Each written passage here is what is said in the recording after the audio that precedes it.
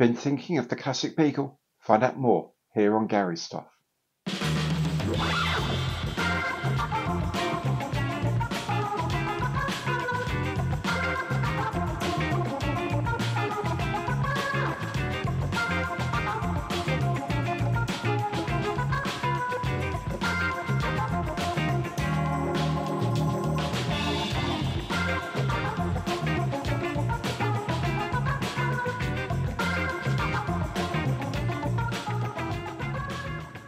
Hello there, I'm Gary, welcome to my channel and welcome back if you've been here before. Today I'm looking inside the box of this, the Beagle Basset 206 in 1/72 from AIRFIX. It's a vintage classic. Now, if you've been thinking you might get one of these, want to know what's inside the box, this is very much the video for you. There will also be videos on the history of the Beagle 206 and what, if any, other kits there might be available of it. And of course, there'll be the build video where I'll be showing you how to make this kit.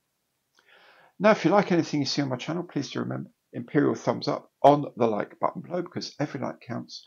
And if you want to know when any of these videos pop up, then do please remember, subscribe to the channel, hit the bell, and you'll be notified of all my future videos as they are released. And if you want to make a bit more of a concrete support for the channel, you can do that through super thanks, through becoming a channel member, or through any of my online partner programs. Enough of all of that. Let's see what you get inside the box of the Beagle 206 from AIRFIX for your money. One of the defining factors in whether or not a kit is released as a vintage classic is the availability of the original box art here by Roy Cross. It always does well because this just shows off the lines of this very elegant little plane really, really well, I think. On the side here is a very short history, or description really, of the Basset.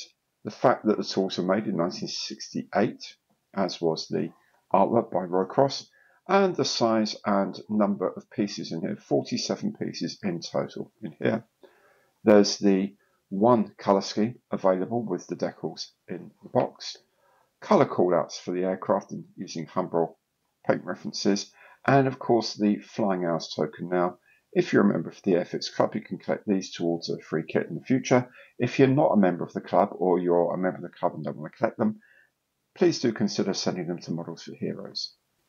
The link to that very excellent charity, by the way, is in the information box below.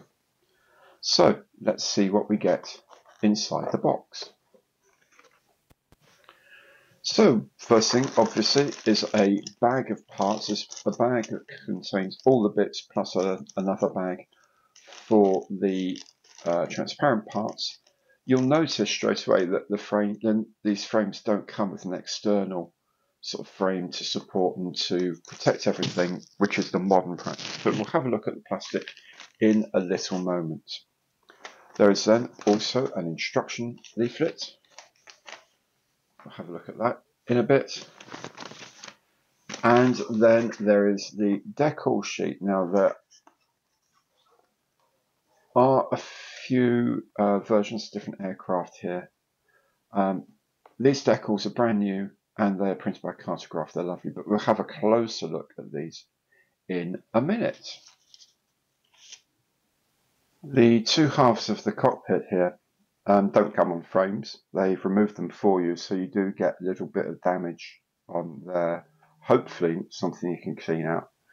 Remember, these were really not that high tech, let's say, back in the day, and there used to be enough problems that was really not very much of an issue, to be fair. Anyway, so we get the two halves included in the bag. We get the wings as top and bottom parts on their own little frames.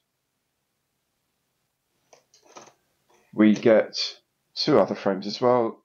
This one has the tailplanes and the interior wheels and the fronts of the engines. And this other part here has the propellers, pilots, interesting, two pilots of course, undercarriage doors, little fly controls and undercarriage legs. What is nice on this is that they have built a frame around the propellers to protect them in the bag. You know, they didn't always do that, and quite often that would mean bent propellers, but not on this occasion. There's also a set of transparent parts here. Now, I think I'm correct in saying that these were reverse engineered from some originals to make a new mold, because the molds that they had couldn't be cleaned up enough. And they were desperate to actually release this aircraft because everything else about it is very good. So they actually got these molds remade, essentially. Whether they did it as part of another mold for something else, I couldn't tell you. But they essentially rebuilt this from some originals, so reverse engineered it. And the result is that the plastic's very clean indeed.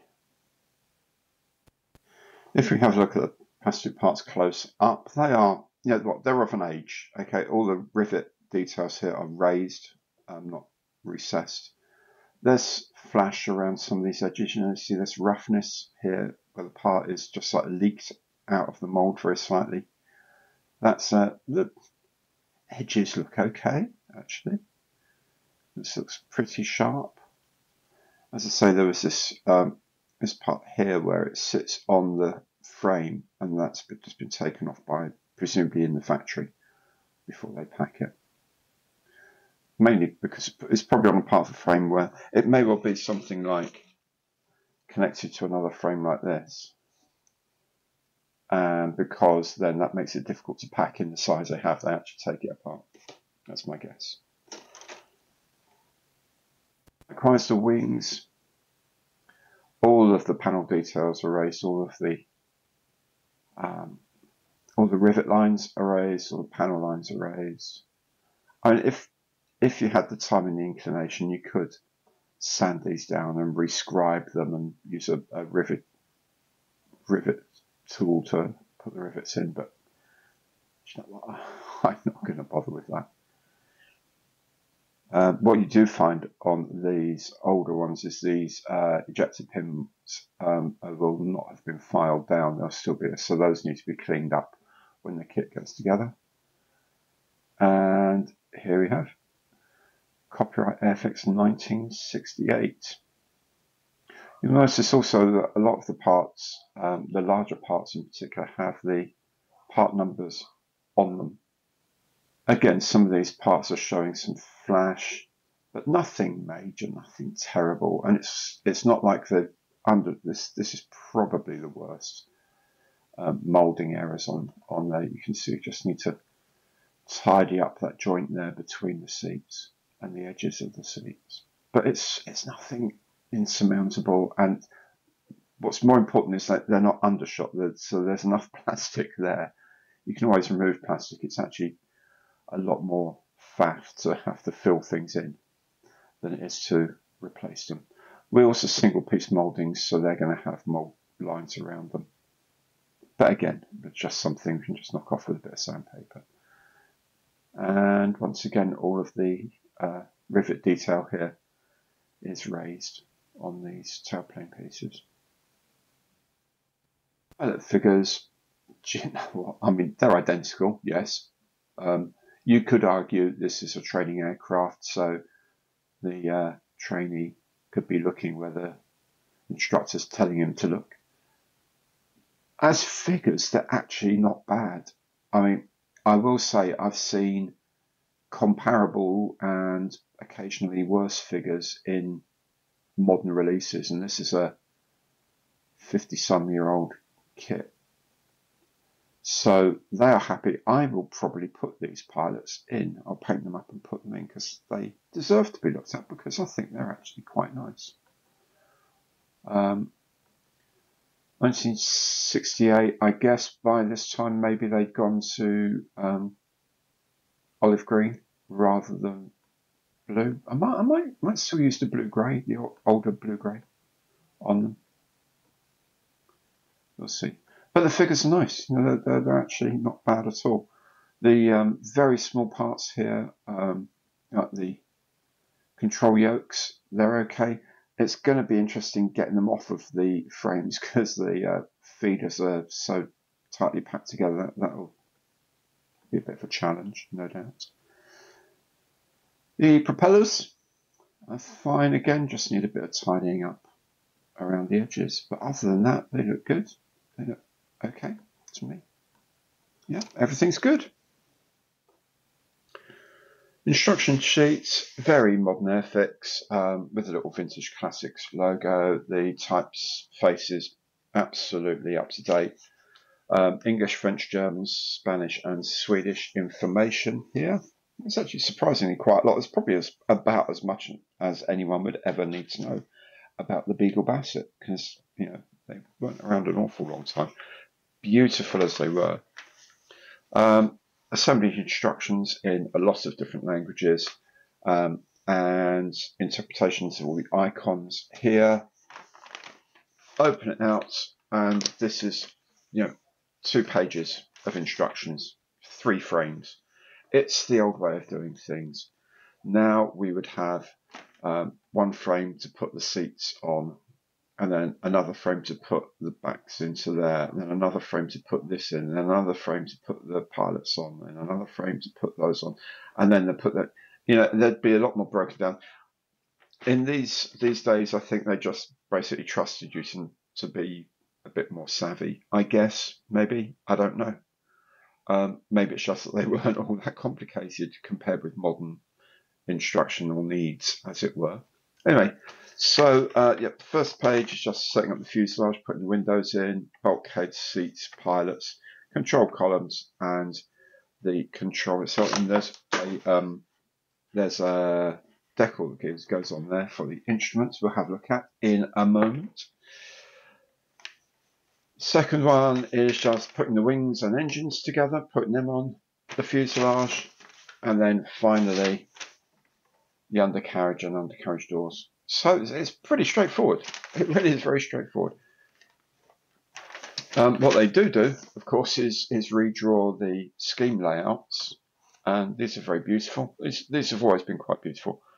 They do often have some very strange typos, so it's always quite fun to go through those, but I don't think on this occasion we have any. No, it looks all actually correct for once, which is fantastic. Yeah, all very nice. Anyway, so a lot of these decals just wouldn't have appeared on the original. They're very fine indeed these days. I probably just wouldn't have bothered with them. The front of the props painted oddly. It's very strange. High-vis thing. On the Chipmunk, the black and white stripes are on both propellers, not just the one. Anyway, we'll go through all of that later. Yeah, it all looks very nice. All looks very lovely. And then finally the markings. Now they do provide 3 sets of registration. I think in the original it's probably just 1 aircraft, but this time X-Ray Sierra 766, 768 and 769 are provided for on these decals, which is nice. You can see here these are all very crisp and clean. Instruments, that's got to be better than the original, that's for sure. This text down the side is really crisp. Beautiful colours, really rich, very well printed. They're castgraph. This is why AIRFIX have spent an awful lot of money getting castgraph on board, because these decals can really lift an older kit, as I've seen earlier on other models like the Spaviera, the SM79. So, yep, these will definitely do the job. Looking really close, this is the 0.5mm pencil I use quite a lot. You can see some of this stuff is way under 0.5mm high. And it's still got some shape and form and crispness to it. Look at the top of this extinguisher symbol here. Absolutely beautiful. So those are going to go on really nicely and really lift the whole quality of the kit up. So there we go then, not a bad looking kit of a very pretty aeroplane, I think. I think it's an absolutely beautiful design. I really do. I think the swept-back tail does it for me. Anyway, I'll be having a look at the history of the Beagle 206 and what other kits might be available of it in my next video. And of course, not long after that, there'll be the build video where I show you how to put this kit together. How you know when my new videos are released? Quite simple. Haven't done so yet? Please do subscribe to the channel, hit the bell, and you'll get a notification when all of my future videos pop up. And of course, anything at all you like on my channel, please give it the imperial thumbs up on the like button below, because every like counts. Thank you so much for watching. I hope to see you again very soon. Take care now and bye.